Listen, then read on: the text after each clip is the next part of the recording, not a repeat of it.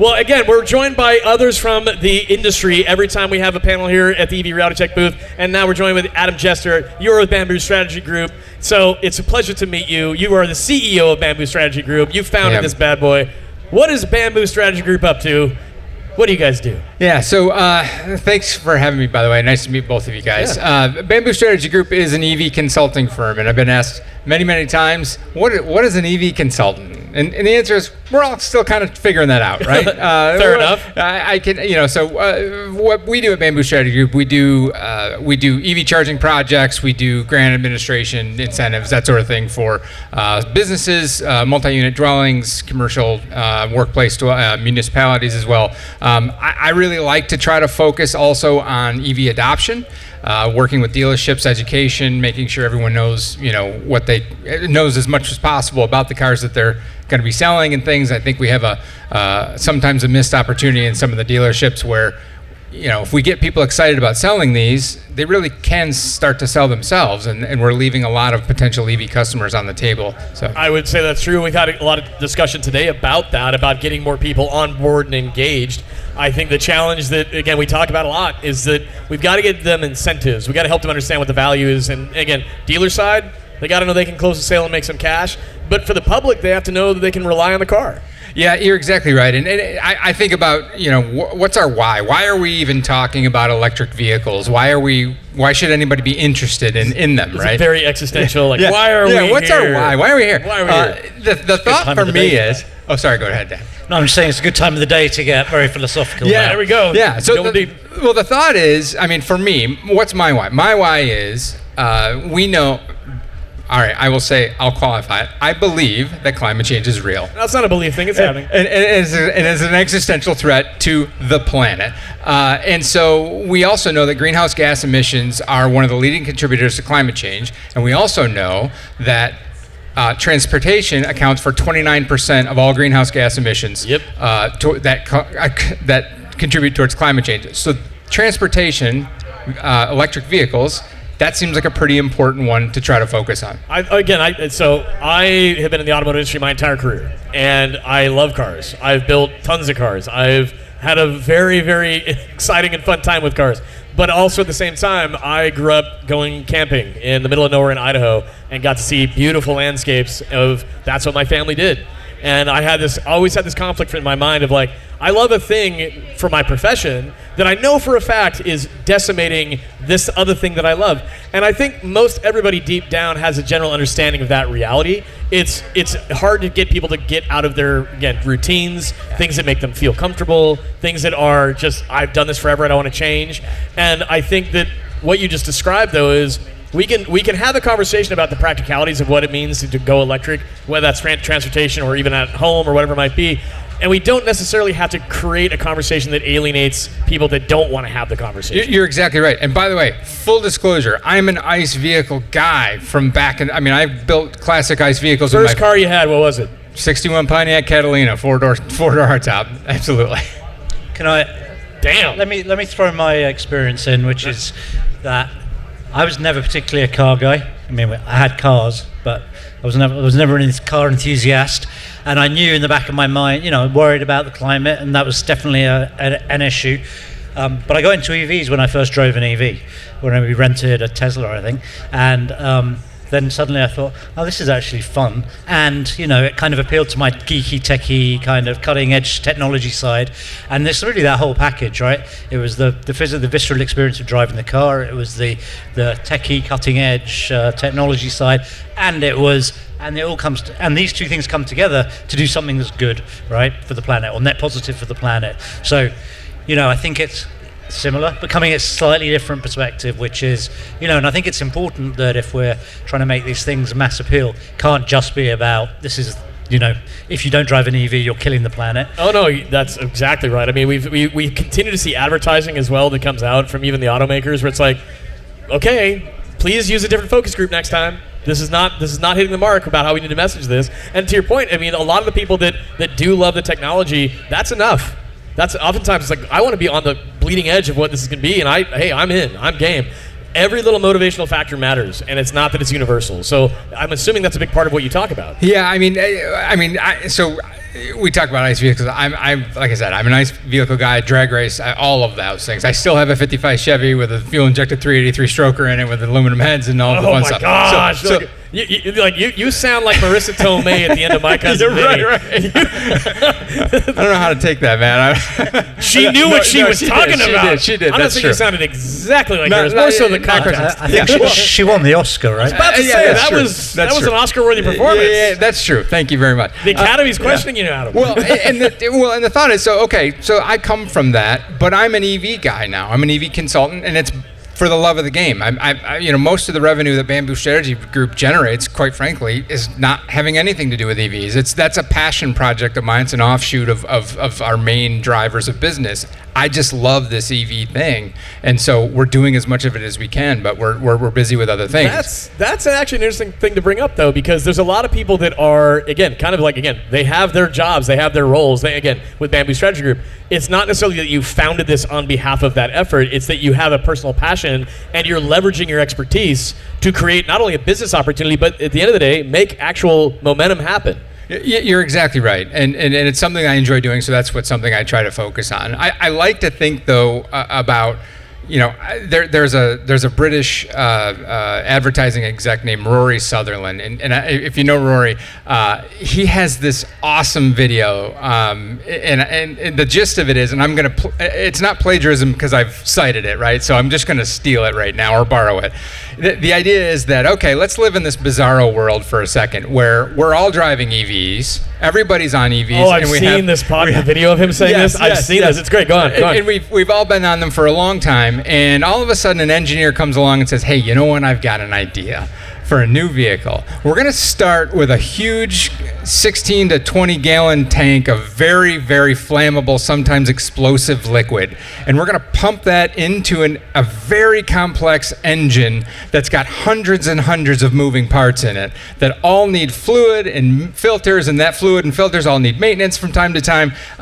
And we're going to engineer a series of explosions inside that engine, and that's going to move the vehicle. Unfortunately, the range of power that engine is going to be able to move the vehicle with is in a very tight range, and so we need to have this other very complicated series of things called a transmission, also fluids, also filter, all these different sorts of things. And that's kind of my thought. And so they're going, okay, well, is it going to perform? Is it going to perform better than an electric vehicle? No. Definitely not.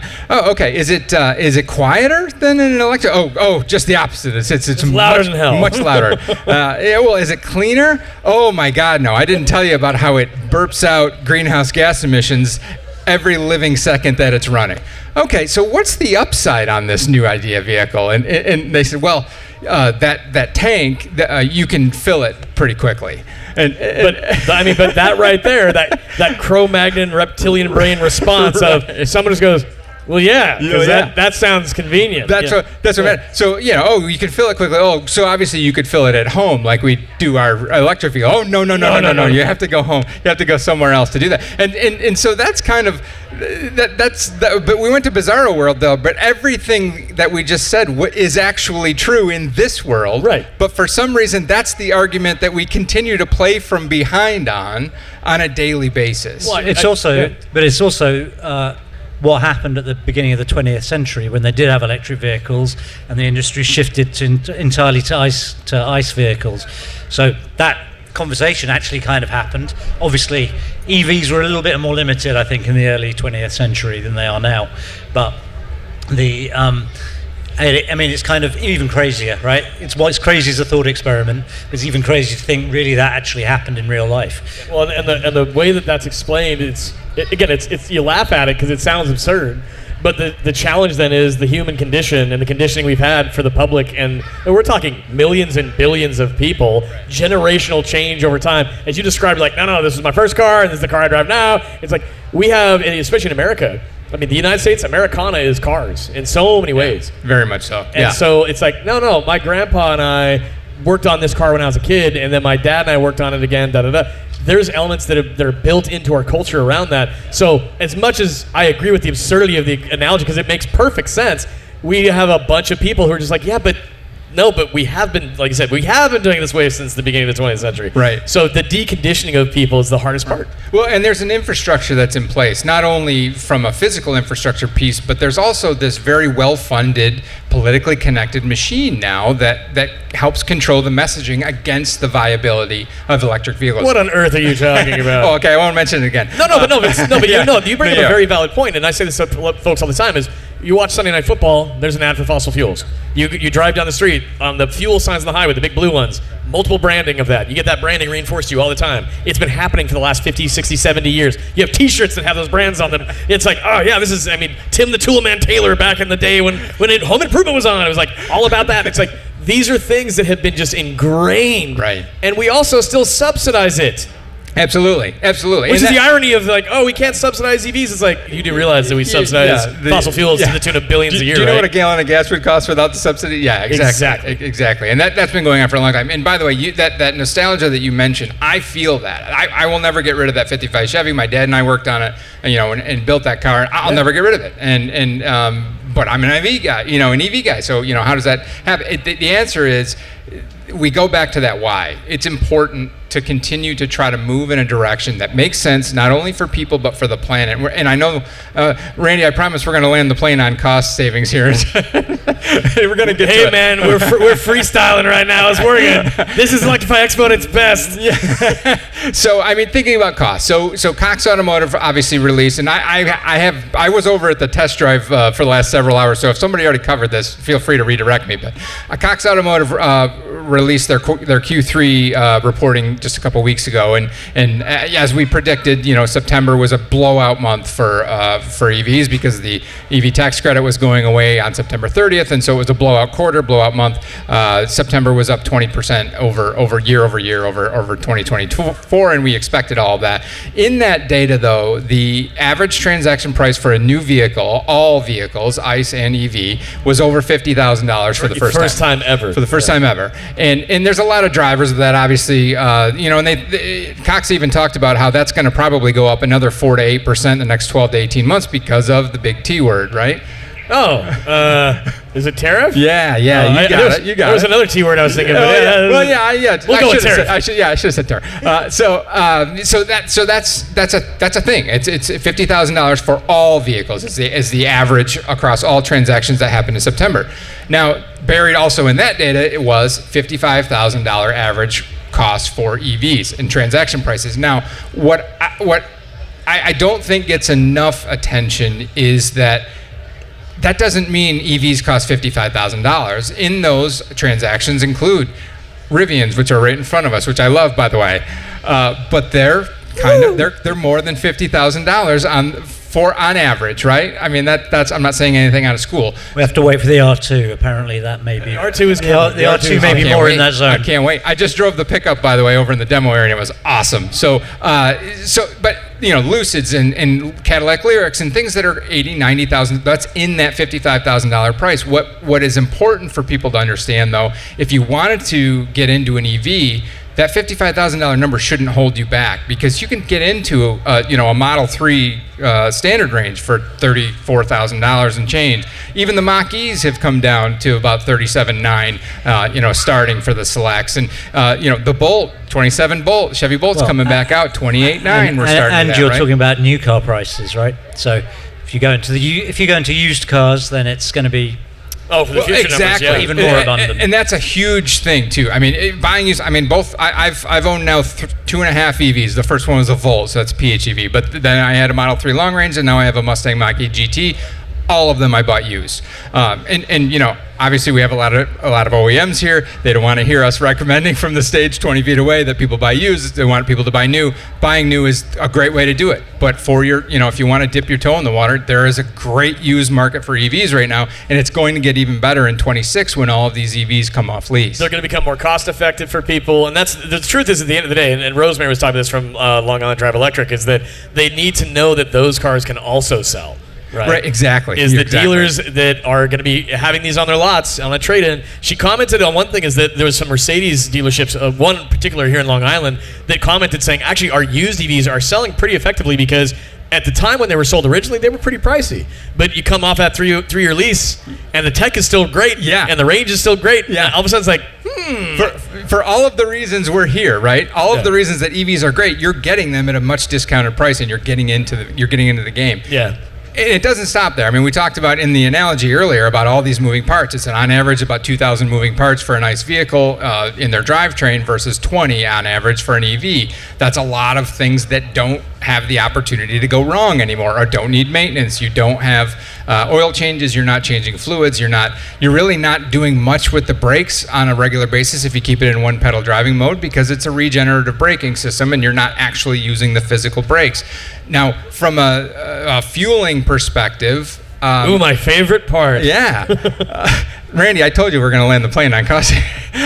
So from a fueling perspective, actually anecdotal on the way from the airport to here today, the Uber driver, I always do, by the way, if you want to get into learning more about an EV from firsthand, next Uber or Lyft trip, select Uber Green or Uber Electric and get into an EV and just pepper them with questions because they love to talk about their EVs. And then watch your score go down in the app because you were that one guy in the back who was like, hey, no, I got another question. It's like, actually, bro, next time I book you, I'm going to actually tell you I want it quiet. Is that why I'm like a 3-4 now? No, that's exactly. Unfortunate. You go in and check your score and you're like, oh, I'm the talkative one. No, but you're bringing up a very, very solid point, which is you're getting words of information from someone who's like, I do this every single day. You're exactly right. And I'm putting thousands of miles on this car every day. Do you see me concerned? Yeah. No. So this gentleman, he said he drives 10 hours a day. He is a driver. I mean, he was a 5-star rating. He was 2,500 plus trips, and he said he's about 10 hours a day. I said, what did you have before this Tesla? And he said, I had a Tahoe.